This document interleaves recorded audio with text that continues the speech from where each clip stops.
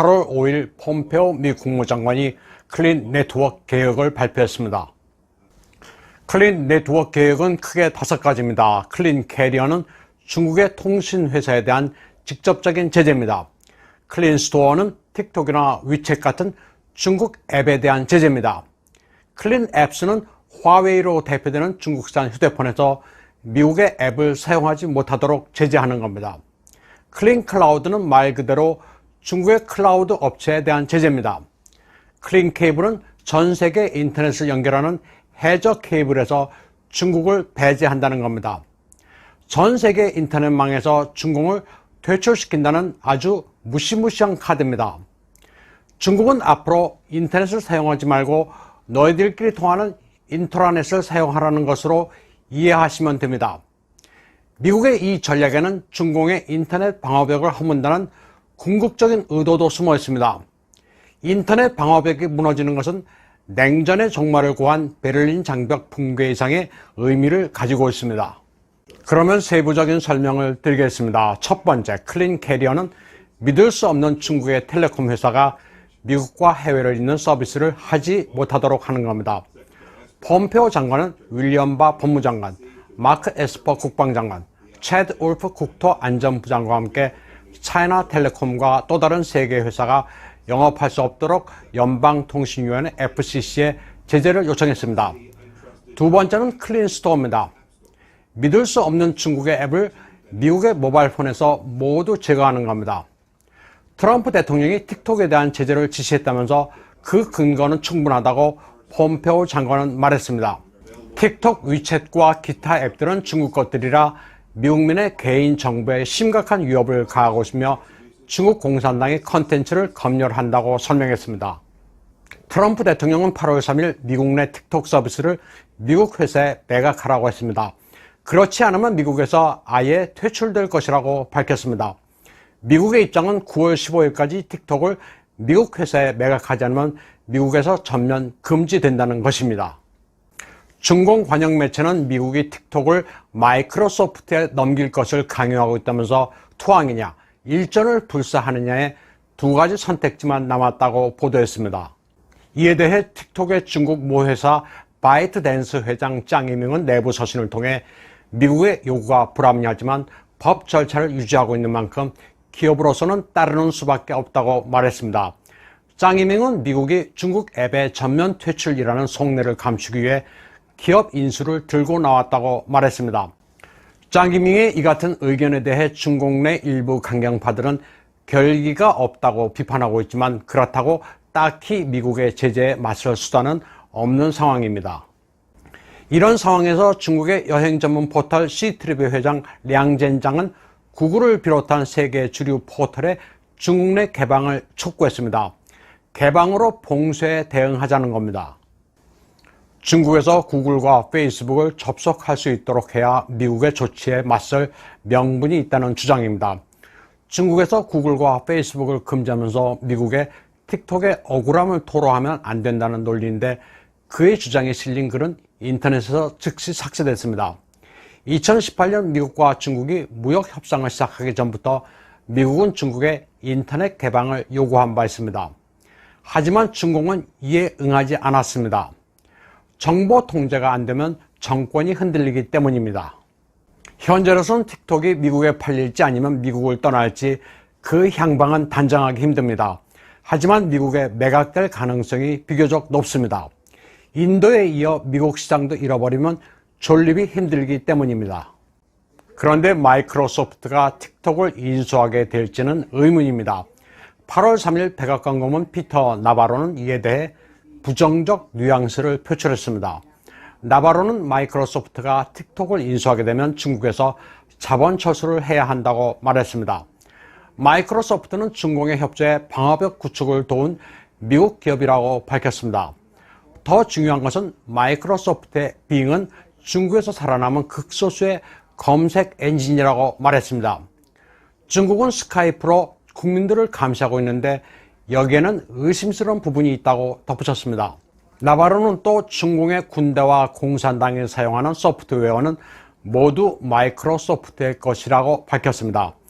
결론적으로 마이크로소프트가 틱톡을 인수하는 방안은 중공과의 타협이 될 수 있다는 겁니다. 마이크로소프트는 중공과 이익이 얽혀있기 때문에 마이크로소프트의 틱톡 인수는 포장지만 바꾸는 것일 수 있다는 게 피터 나바로의 견해입니다. 세 번째는 클린 앱스입니다. 화웨이가 미국에서 인기 있는 앱들을 미리 깔거나 다운로드하지 못하도록 하고 있다고도 말했습니다. 이는 미국의 앱들이 중공의 사찰 기구인 화웨이의 인권 침해를 방조하는 행위라고 못 박았습니다. 네 번째는 클린 클라우드입니다. 중국 업체가 운영하는 클라우드 시스템을 차단하지 않으면 코비드-19 백신 연구를 포함한 미국의 지적 재산권이 넘어갈 수 있다는 겁니다. 중국의 클라우드 업체로 알리바바, 바이두, 차이나텔레콤, 텐센트를 거명했습니다. 미 국무부는 상무부와 긴밀히 협력해 중국의 클라우드 서비스 업체가 미국에서 민감한 자료를 대량으로 수집하고 저장하는 행위를 금지하기 위해 움직일 것이라고 말했습니다. 다섯 번째는 클린 케이블입니다. 미 국무부는 미국과 글로벌 인터넷을 잇는 해저 케이블을 통해 전송되는 정보를 중공으로부터 보호할 조치를 취할 것이라고 말했습니다. 오늘 말씀드린 내용은 미중 전쟁에서 아주 핵심적인 내용입니다. 과학기술 전역에서 미국이 어떻게 중공의 숨통을 쥐고 있는지가 아주 잘 드러나고 있습니다. 2020년 6월 23일 중공은 시창 위성 발사센터에서 창정 3호 B 로켓을 성공적으로 쏘아 올렸습니다. 26분 동안 날다 자세 제어를 한 뒤 항법 위성을 제궤도에 진입시켰습니다. 베이더 3호 프로젝트가 완성되는 순간입니다. 7월 29일 베이더5는 테스트를 마치고 서비스에 들어갔습니다. 위성 항법 시스템의 대표는 미국의 GPS로 러시아는 글로나스, 유럽연합은 갈릴레오를 보유하고 있습니다. 여기에 이어 중국이 베이더5를 출범시킨 겁니다. 중공은 1994년부터 3단계에 걸쳐 베이더5를 추진했습니다. 2000년에 2개 위성을 띄워 베이더 1호로 명명했습니다. 이는 서비스 범위가 중국 국내입니다. 2012년에는 추가로 14개 위성을 발사해 베이더 2호를 완성했습니다. 서비스 범위는 아시아 태평양 지역입니다. 그리고 2020년까지 30개 위성을 발사해 전 세계를 서비스 범위로 하는 베이더 3호를 완료했습니다. 베이더 5를 위해 26년 동안 발사한 위성은 모두 59개로 현재 남아있는 위성은 45개입니다. GPS, 글로나스, 갈릴레오보다 숫자가 많습니다. 중공이 베이더 5 프로젝트를 시작한 1994년은 미국이 120억 달러 이상을 투입해 GPS를 완성한 해입니다.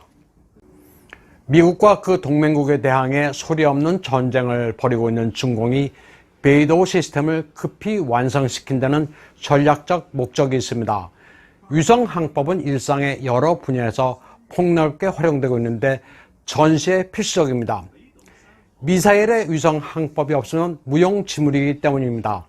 특히 참수 공격을 위한 정밀 타격에 필수 불가결한 기술입니다. 지금 중공은 미국과 전쟁 가능성까지 상정하고 있는데 미국의 GPS로부터 독립하지 않으면 결정적인 순간에 치명적인 타격을 받을 것을 우려하고 있습니다. 위성 항법 시스템은 소혹성 탐사선을 보낼 정도로 막강한 기술력을 지닌 일본도 추진하고 있는 프로젝트입니다. 일본어로는 준텐조, 영어로는 퀘이사이 제니스 세텔라이트 시스템, QZSS라고 합니다. 일본은 미국의 동맹국으로 GPS를 사용하면 되기 때문에 현재는 독자 위성 항법 시스템의 잠재력만 축적하고 있을 뿐입니다. 중공은 베이더 5 시스템이 100% 자체 기술로 완성됐다고 주장하고 있습니다. 하지만 해외 분석가들은 아직 좋아하기는 이르다는 견해를 보이고 있습니다. 시스템에 사용되는 핵심 반도체 칩이 아직 미국 기술에 의존하고 있다는 겁니다. 미국의 핵심 기술 봉쇄에 계속 속도를 내면서 갑자기 결함을 일으킬 가능성에 주목하고 있습니다. 오늘은 달러 이야기입니다. 요즘 달러 패권에 대해서 의구심을 제기하는 사람들이 많습니다. 제가 주로 보는 외신은 미국의 블룸버그, 영국의 파이낸셜 타임스, 일본의 니케이 아시아 리뷰, 홍콩의 사우스 차이나 모닝 포스트인데요. 이 모든 곳에서 달러가 예전처럼 기축통화 위치를 유지할 수 있을지 의구심이 든다, 이런 기사들이 자주 나오고 있습니다. 실제로도 달러가 상당히 약세입니다. 달러 인덱스를 보면 8월 3일에 93인데요. 고점이었던 3월 20일에 102.8에 비해서 거의 10%가 떨어졌으니까 많이 떨어진 거죠. 하지만 긴 기간을 놓고 봤을 때는 걱정할 정도로 떨어진 건 아닙니다. 이 그래프는 1971년 이후에 달러 인덱스 추이를 보여주고 있는데요. 1978년 80 수준까지 떨어졌었고요. 2008년에는 리만 브라더스 사태 이 파산의 여파로 73까지도 곤두박질을 쳤습니다. 그러나 시간이 지나면서 다시 100 수준으로 복귀를 했죠. 미국 경제가 상당한 회복 탄력성을 가졌듯이 달러 역시 상당히 복원력이 뛰어난 화폐입니다. 현재와 같은 미국 달러는 1914년에 등장했습니다. 미 합중국이 세워진 것이 1776년. 하지만 단일 통화는 따로 없었습니다. 은행들마다 자기들의 돈을 발행했던 거죠. 화폐조차도 민간의 영역이었던 겁니다. 그러다 보니까 여러 가지 혼란들이 발생을 하게 됐고, 결국 1913년에 지금 우리가 듣고 보는 이 연방준비위원회, 연준이라고 하는 거, 미국 사람들은 페드라고 부릅니다만은, 즉 미국의 중앙은행이 설립됐습니다. 1913년에.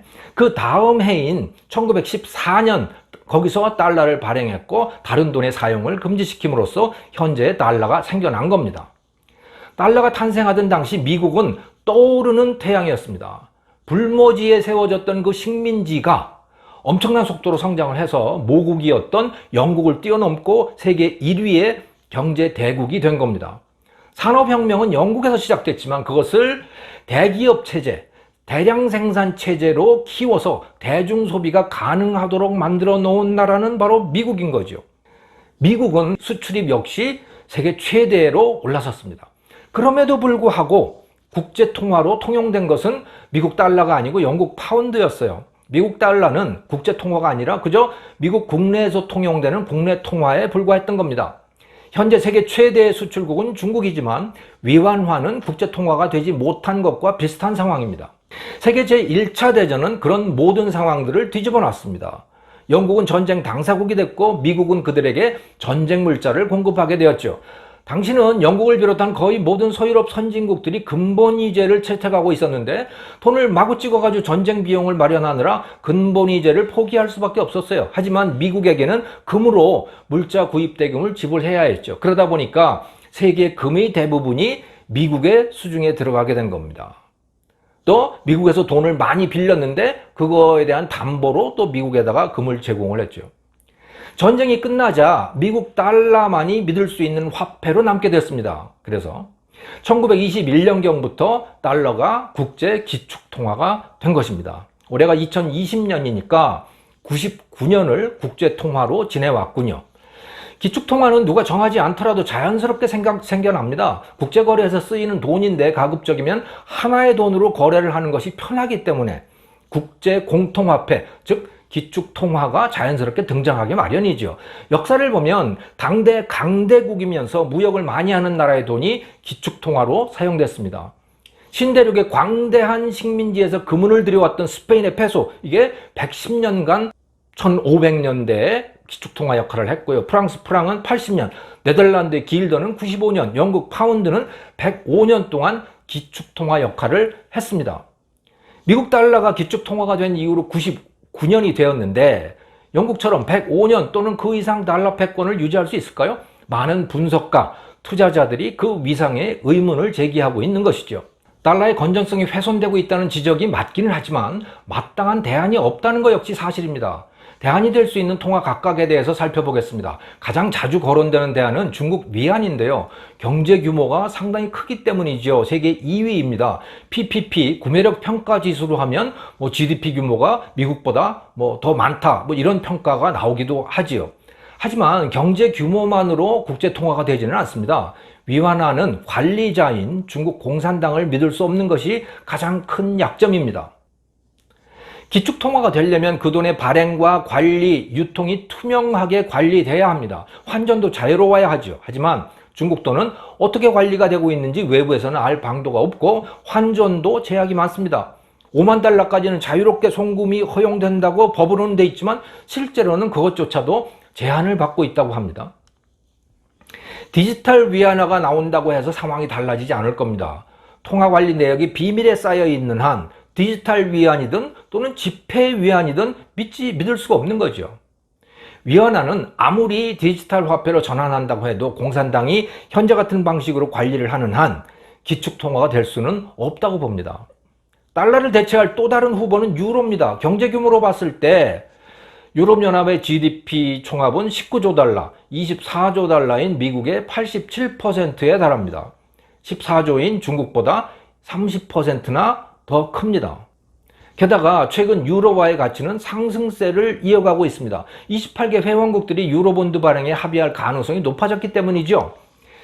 유로본드는 유럽연합 공동명의로 유로본드 채권을 발행해서 이태리, 스페인 등 남유럽 국가들에게 주로 코로나 극복 예산을 도와주는 제도인데요. 4월까지만 해도 이 문제를 두고 이 수혜국인 이태리, 스페인 이런 나라들과 또 부담국인 독일, 네덜란드 이런 나라들 사이에 갈등이 심각했습니다.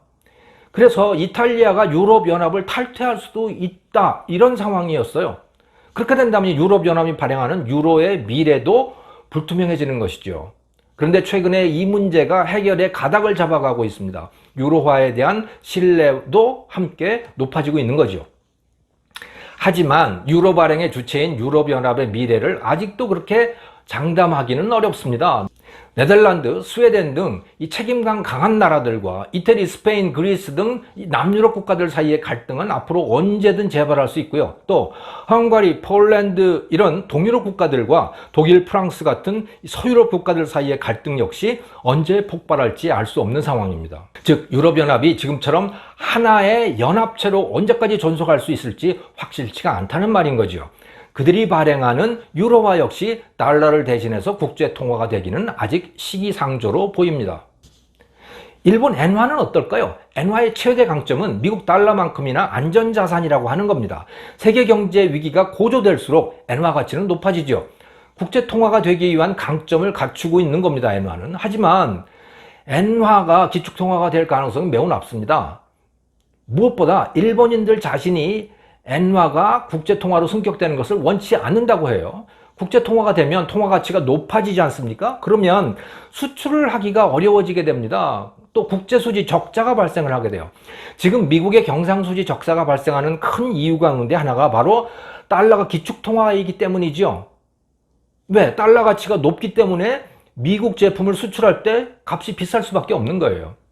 일본인들은 그런 상황을 원치 않고 있는 것이죠. 1980년대 일본 경제가 미국의 위협이 될 정도로 승승장구할 때조차 일본인들은 엔화 강세를 원하지 않았습니다.